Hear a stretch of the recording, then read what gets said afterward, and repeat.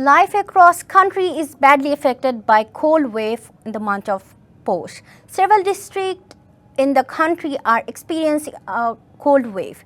The morning country's lowest temperature was recorded in Srimangal at 7 degrees Celsius. As Posh is nearing to its end, continuous moderate and cold waves in Chowdhuanga have caused serious interruption to daily lives. Thick fog and cold wave from north have increased the intensity of cold.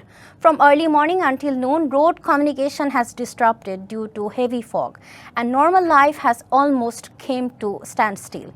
Many people have became jobless because of the cold. Farming and other business activities are also being affected. Along with the increased cold, cold-related diseases are spreading at alarming rate. নতুন এবং ফিরে আসা গ্রাহকদের জন্য নগদে চলছে cashback সহ প্রতিদিন হাজারো উপহার জেতার সুযোগ। হবে আশা আর ফেরা সারপ্রাইজ সেরা।